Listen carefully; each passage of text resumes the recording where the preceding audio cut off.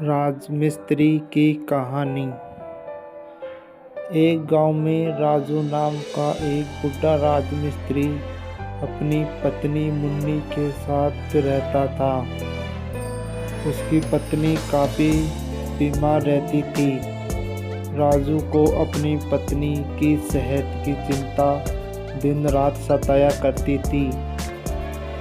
एक दिन राजू गांव में चाय की दुकान पर उदास बैठा हुआ था कि तभी गांव का मुखिया वहां पर आ गया।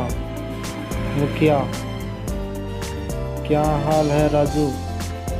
ऐसे मुंह लटकाए कहाँ को बैठे हुए हैं? राजू, अब क्या बताऊं मुखिया जी, मेरी पत्नी की हालत दिन व दिन खराब होती जा रही है। मुझे दिन रात सिर्फ और सिर्फ उसी की चिंता सताए रहती है। मुखिया, अरे तू उसको किसी अच्छे डॉक्टर को क्यों नहीं दिखाता? मैंने तुझसे पहले भी कहा था कि अपनी पत्नी को शहर ले जा, शहर में उसका अच्छा इलाज हो जाएगा। राजू, शहर के डॉक्टर मेरी औकात से बाहर है मुखिया जी। मैं तो 2 वक्त की रोटी का जुगाड़ भी बड़ी मुश्किल से कर पाता हूँ। भला मैं शहर के डॉक्टर की क्या फीस चुका पाऊँगा? मुखिया, तो फिर पत्नी को ऐसे ही मरने दे। राजू, यह कैसी बात कर रहे हैं आप? मुखिया, अरे सही कर रहा हूँ। तेरे पास अपनी पत्नी के इलाज के लिए पैसे नहीं है तो तू इसका इलाज नहीं करा सकता। और वैसे भी तेरी पत्नी बूढ़ी हो चुकी है। अगर ठीक भी हो गई तो कितने साल हो जिएगी? राजू, मेरी पत्नी के अलावा इस दुनिया में मेरा कोई नहीं है। आप तो गांव के मुखिया हैं, मैं कुशल राजमिस्त्री हूँ। अगर आप चाहे तो मुझे कहीं काम दिलवा सकते हैं। मुखिया, अबे तुझे कौन काम रखेगा? राजू, अपनी हालत को देख, चलते हुए तो तेरी टांगें कांपती है। तू भला किसी का मकान क्या बना सकता है?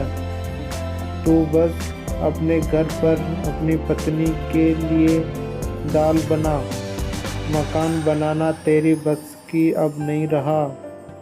70 साल से ऊपर का तो तू वैसे भी हो गया, और फिर ये उम्र आराम करने की होती है। बिल्ली, ये गलत बात है मुखिया जी। अगर राजू चाचा बूढ़े हो गए तो इसका मतलब यह नहीं कि वो काम नहीं कर सकते। सीधे सीधे आप ये क्यों नहीं कह देते कि आप उन्हें काम करवाना ही नहीं चाहते? मुखिया, तुझसे कितनी बार कहा बिल्ली कि जब मैं किसी से बातचीत करूं तो बीच में अपनी टांग मत अड़ाया करना। मुखिया जी की बात सुनकर बिल्ली चुप हो गया। मुखिया, वैसे सोनू, तेरे पास एक उपाय है। अगर तू इस उपाय को कर लेता तो तेरी जिंदगी भर सुखी रहेगा, और तेरे हाथ में 4 पैसे भी आएंगे, और तेरी पत्नी का इलाज भी हो जाएगा। राजू, तो फिर जल्दी बताइए मुखिया जी। मैं अपनी पत्नी के इलाज के लिए कुछ भी करने को तैयार हूँ। मुखिया, राजू, तेरे मकान काफ़ी बड़ी ज़मीन पर बना हुआ है। तू ज़मीन को किसी को बेच दे, अच्छे पैसे मिल जाएंगे। और तू किसी और को क्या बेचेगा? तू एक काम कर, तू उस ज़मीन को मुझे ही बेच दे। राजू, आपका मतलब मैं अपना घर बेच दूँ? क्या? अब तेरी बात समझ में नहीं आई राजू। ये कैसी बात कर रहे हैं आप मुखिया जी? मैं अपना घर किसी कीमत पर नहीं बेच सकता। वो घर मेरे पुरखों का है, मेरे पुरखों की निशानी है। मुखिया, अबे ऐसे पुरखों की निशानी का क्या फ़ायदा बे, जो वक्त पर काम ना आए।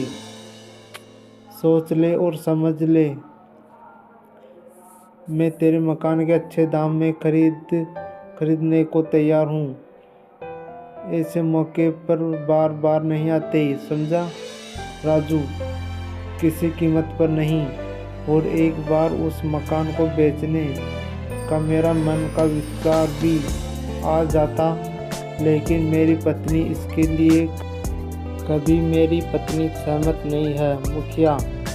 तो फिर उन यादों को बाजार में बेचाओ, उससे तुम जितना आमदनी होगी उससे अपनी पत्नी का इलाज करा लेना। इतना कहकर मुखिया राजू का मजाक उड़ाता हुआ वहाँ से चला गया। राजू की आंखों में बेबसी के आंसू छलकने लगे।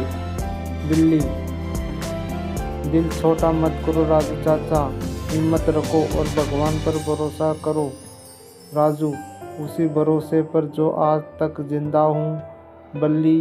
लेकिन अब मैं बूढ़ा हो चुका हूँ, मुझसे लोगों के ताने सुने नहीं जाते। दोस्तों, इस कहानी का अगला पार्ट जल्दी ही आएगा और बहुत मज़ेदार होने वाला है। और आपको यह कहानी कैसी लगी कमेंट करके ज़रूर बताएं।